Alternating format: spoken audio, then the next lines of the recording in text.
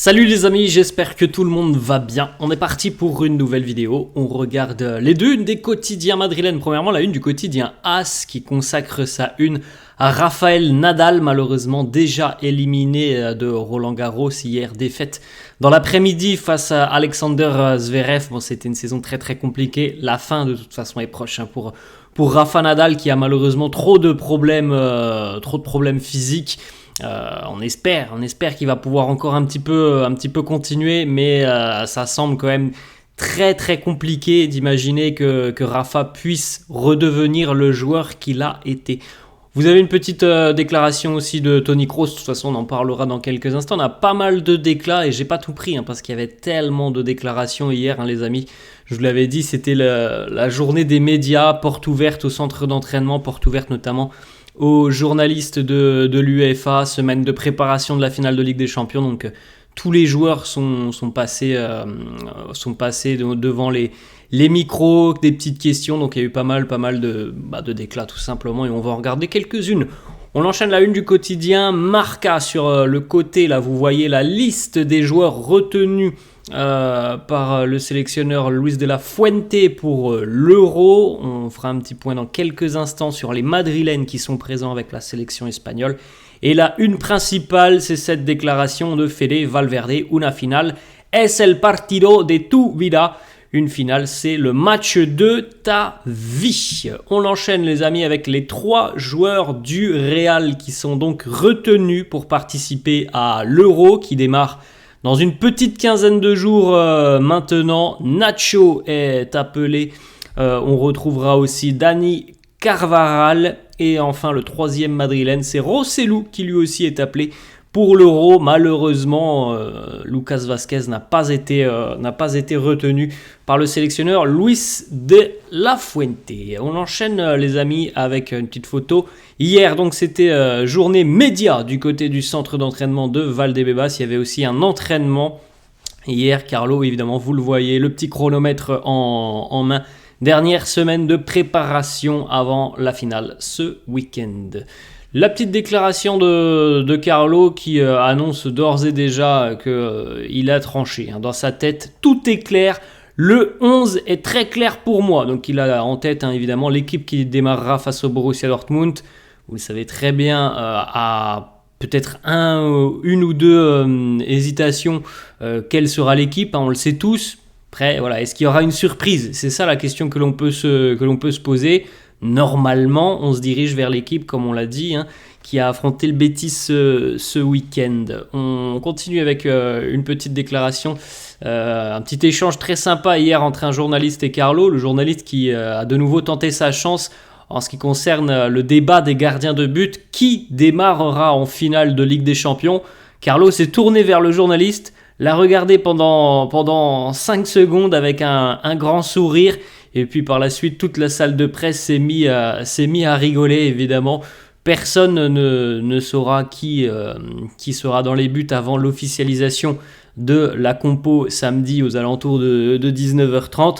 Même si, on a tous notre petite idée sur le sujet. Mais l'officialisation, c'est évidemment Carlo qui la donnera avec la publication de la compo d'équipe. Et normalement, les amis, ça devrait être Thibaut Courtois. On continue avec une autre petite déclat de Carlo qui nous dit depuis quelques années, le Real a entamé un cycle de transition avec des jeunes joueurs qui performent énormément.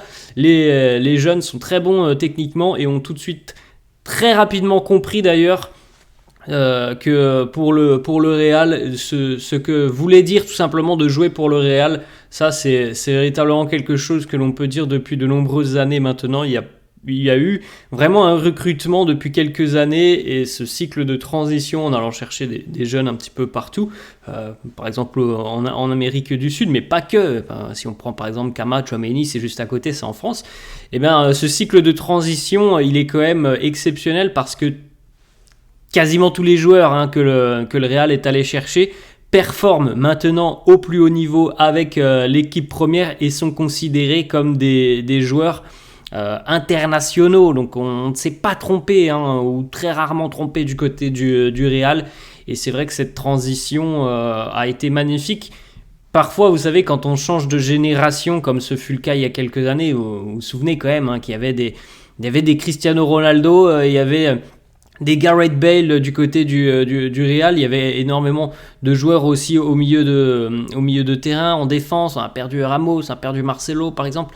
Et vous savez parfois que ce genre de transition où on régénère en gros un effectif, ça peut être très très compliqué. Parfois, ce sont des années hyper creuses pour un club. Et bien pas pour le Real. Pas pour le Real parce que le travail pour aller chercher des joueurs qui ont les capacités de jouer pour le Real a été plutôt très très bien fait.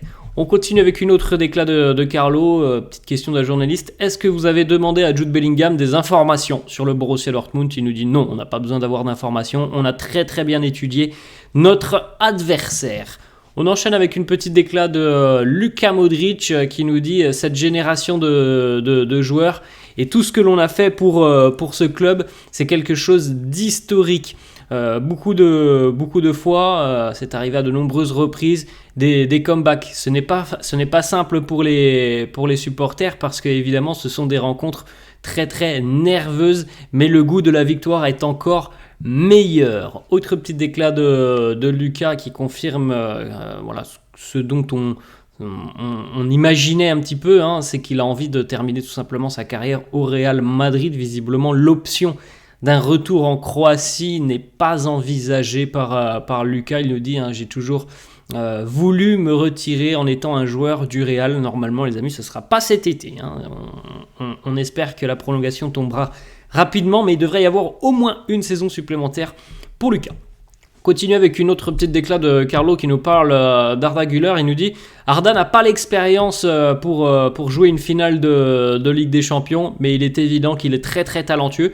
Oui, c'est tout de même une option pour disputer cette rencontre. Bon, les amis, comme on l'a déjà évoqué depuis quelques jours maintenant, je pense que Arda est une option sérieuse pour entrer en cours de jeu. Je pense qu'il y a 99,99% de chances que Arda soit sur le banc ce samedi face au Borussia Dortmund. Maintenant, suivant la tournure de la rencontre en seconde mi-temps, je pense qu'il fait partie maintenant, entre guillemets, des choix premier de Carlo si on a besoin de faire rentrer du sang neuf, des forces vives.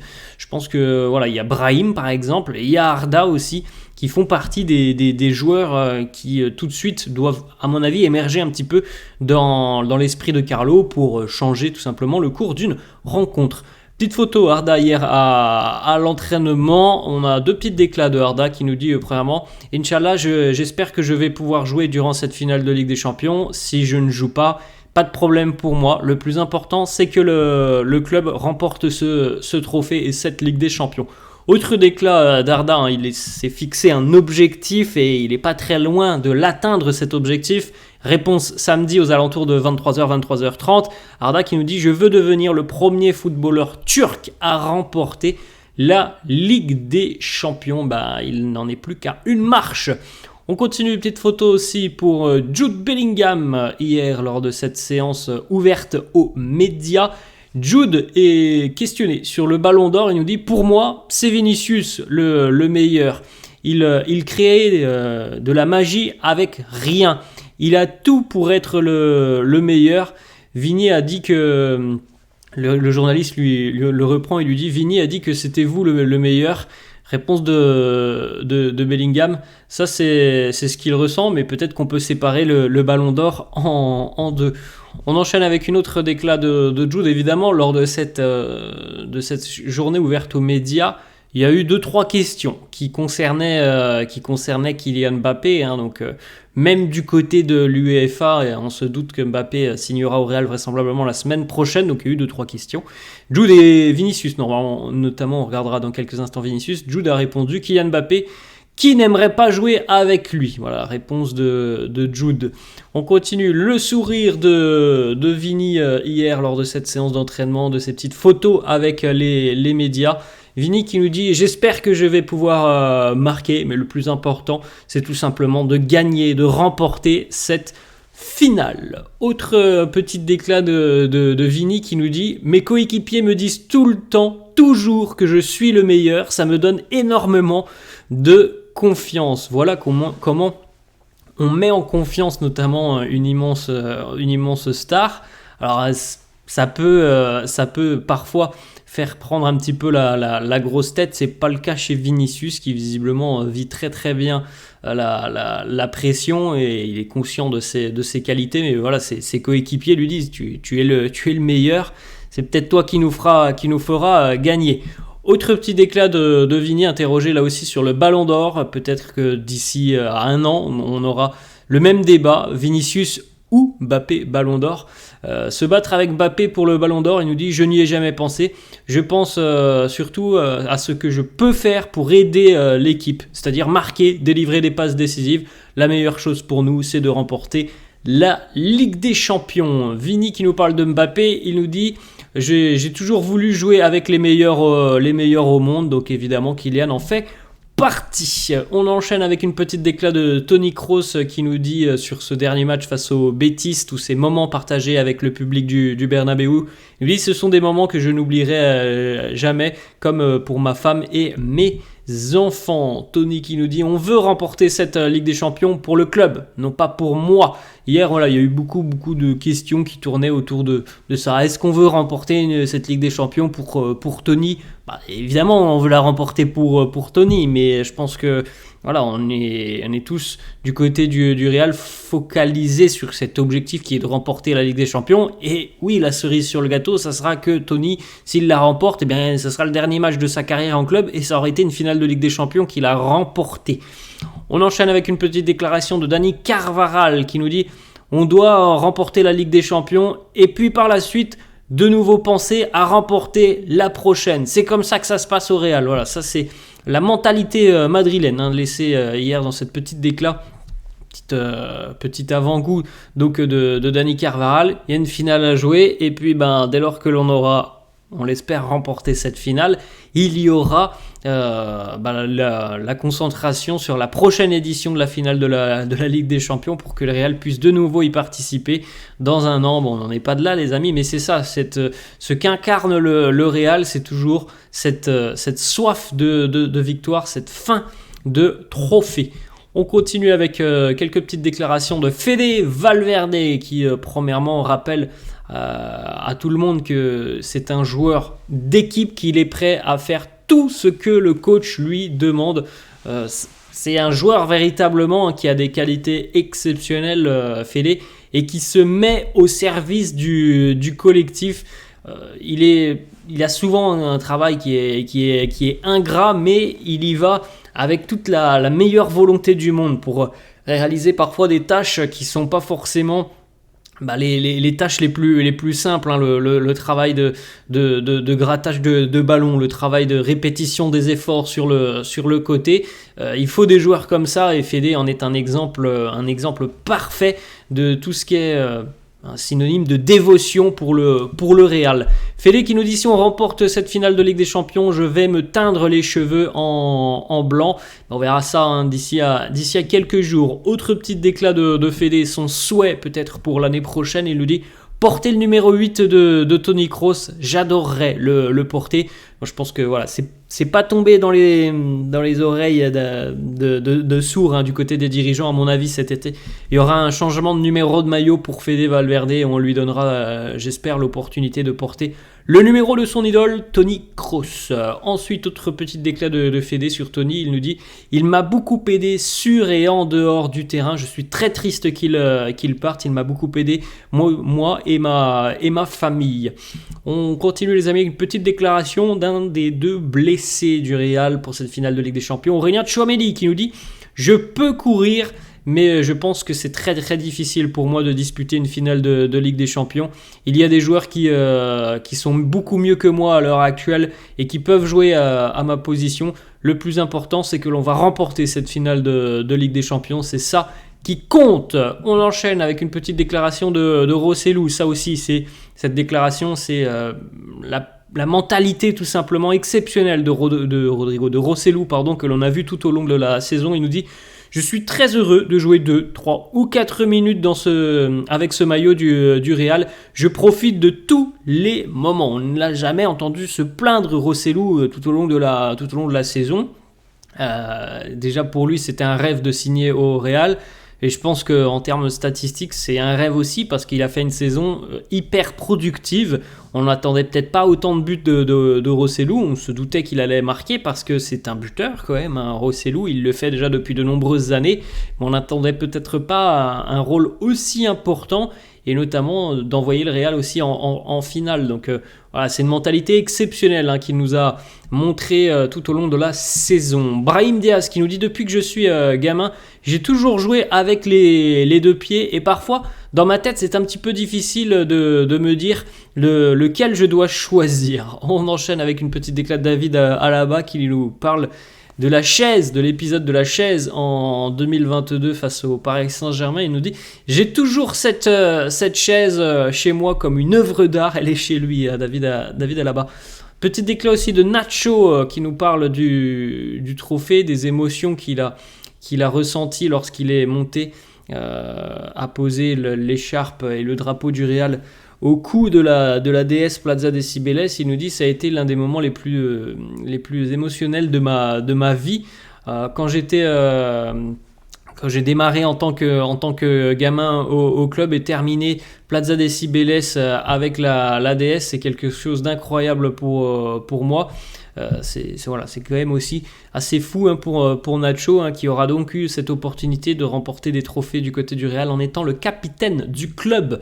On continue les amis avec 2-3 petites informations qui ne concernent pas forcément cette finale de Ligue des Champions. Premièrement, selon RMC, le Stade de Reims aurait accéléré les négociations pour tenter de signer Davide Ancelotti, le fiston et l'adjoint de Carlo. Les discussions devraient d'ailleurs accélérer après l'issue de la finale de la Ligue des Champions. Selon Mario Cortegana, journaliste Marca, le Real n'a pas l'intention de libérer Davide Ancelotti. Il le voit comme un membre très important du staff. Alors après les amis, on suivra évidemment tout ce qui se passera la semaine prochaine, mais imaginons que Davide exprime son envie de passer à l'étape supérieure, c'est-à-dire de devenir l'entraîneur d'une équipe professionnelle et non pas l'adjoint. Je pense sincèrement que le Real ne s'y opposera pas. Donc là, à l'heure actuelle, oui, certainement que le Real n'a pas envie de le perdre. Maintenant, si Davide rentre dans le bureau de Florentino Pérez, lui dit ça y est, j'ai envie de prendre en main une équipe, d'être l'entraîneur numéro 1, je suis persuadé qu'on lui donnera l'opportunité de réaliser aussi son rêve et d'aller prendre en main une équipe professionnelle. Donc on verra un petit peu tout ça dans les prochains jours. Je pense qu'il y aura beaucoup de paroles qui vont se libérer, de déclarations qui sortiront après la finale de la Ligue des Champions. Certains annonceront peut-être qu'ils vont prolonger comme Lucas, peut-être d'autres annonceront leur départ, Nacho, on ne sait pas. Et peut-être que Davide nous dira je continue ou je pars. Donc voilà, on verra ça dans les tout prochains jours. On va terminer les amis avec une petite information de Santi Aouna, journaliste foot mercato, qui nous parle du potentiel transfert de Lenny Yoro. Il nous dit que le Real devrait offrir entre 30 et 40 millions d'euros pour Lenny Yoro. Bon, on va pas se mentir les amis, il y a très peu de chances que ça puisse convaincre le LOSC. Le Real a aussi demandé à Lenny Yoro d'être patient, de refuser toutes les autres offres pour le moment. Le Real espère que le désir du joueur, c'est de rejoindre le Real, sera la clé dans ce dossier.